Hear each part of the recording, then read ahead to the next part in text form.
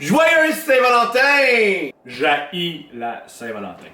J'haïs tous les clichés de la Saint-Valentin. J'haïs les restos chics. Je comprends jamais le menu. Le menu est écrit sur une ardoise à 150 mètres. Moi, ce que j'aime, c'est un restaurant où, sur le menu, il y a des photos de ce que tu manges. Moi, je suis ce gars-là. Ça, c'est mon genre de restaurant. J'haïs les serveurs dans les restos chics. Les serveurs, c'est tout le temps un gars qui a étudié au conservatoire d'art dramatique en 2006. Il a jamais eu de rôle. Puis il pense qu'il est à la place des arts. Il arrive puis il projette. Il est comme « Bonjour! Aujourd'hui, le menu, cher homme, sera du saumon enveloppé d'une latte. » De quoi tu parles, gars, calé? J'ai envie d'appeler Fabienne Larouche puis te donner des rôles pour que tu sortes du restaurant. C'est d'une lourdeur infinie. Dans les restos chics, c'est toujours des petites portions. Le gars, il parle pendant 20 minutes. Là, finalement, t'as une pétonque avec 2 carottes puis de la mayonnaise. Là, tu manges ça, t'as encore faim, fait que ta blonde puis toi, vous arrêtez au AEW, puis tu peux pas faire d'anal parce qu'elle a le diarrhée.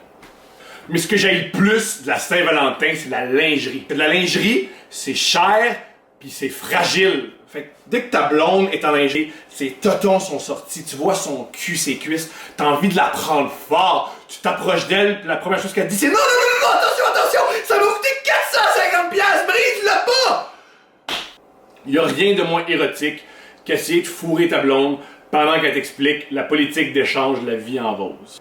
Mais bref, si t'aimes la Saint-Valentin ou si t'aimes pas ça, je veux pas te convaincre que c'est nul, c'est pas là où je veux en venir. Là où je veux en venir, c'est si la Saint-Valentin existe, s'il y a la fête de l'amour, il devrait aussi avoir logiquement la fête de la rupture. Je t'explique pourquoi. Parce que autant que c'est super important de dire aux gens qu'on les aime, c'est tellement plus difficile de dire aux gens qu'on les aime plus. Si tu penses qu'être célibataire, tu te sens seul, tu te sens bien plus seul quand tu es dans le couple avec quelqu'un que tu n'aimes plus. Ce qui est fou quand tu es en couple, t'as le moment où tu n'aimes plus la personne, puis le moment où tu la laisses, il y a genre 6 mois, des fois 2 ans, des fois 5 ans.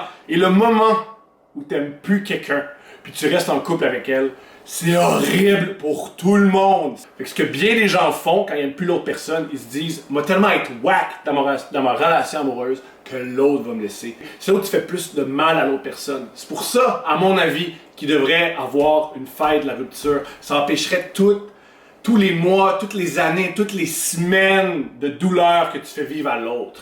C'est comme un diachylon. Tu sais, un diachylon, tu l'arraches pas comme ça. Parce que, en ce moment, une rupture, comment ça marche? C'est, oh, t'as une petite ouverture, puis là, tout doucement, tu l'enlèves. T'es méchant avec, t'es weird avec ses parents, t'insultes ses amis, tu te trouves une amante, puis là, tu l'enlèves finalement. Avec la fin de la rupture, ça serait CHLAC! Une fois calice, on passe à autre chose. Parce que c'est jamais le bon moment pour laisser quelqu'un. La preuve, vraie histoire, vraie. Un même donné, j'ai laissé une fille, puis elle m'a dit « Wow, j'en reviens pas que tu me laisses pendant Pâques. » Pâques! Je sais pas quoi te dire. Achète-toi des Cadbury, regarde la Passion du Christ, imagine-toi que c'est moi Jésus, puis passe au travers, calice. La date que je propose pour la fête de la rupture, c'est le 16 avril. Le 16 avril, c'est parfait parce que si tu te fais laisser, tu as le temps de trouver un nouveau logement. Il y a un peu d'espoir. L'été s'en vient, mais tu peux quand même rester chez vous à pleurer par regarder des séries Netflix sans te sentir coupable de manquer du soleil. Mais surtout, le plus important, le 16 avril, c'est le moment idéal pour te remettre en forme et devenir beau pour le mois de juillet. Tu peux faire une nouvelle coupe de cheveux, acheter du linge, recommencer à boire de l'eau. Tu peux vivre ton célibat au maximum. En conclusion, vive la fête de la rupture. J'ai l'air de niaiser, mais je crois vraiment que c'est un projet de société qui se tient puis qui se peut. Message à tous les gens célibataires. Les couples qui publient tout le temps des photos d'eux sur les médias sociaux, c'est parce qu'il y en a un qui a trompé l'autre.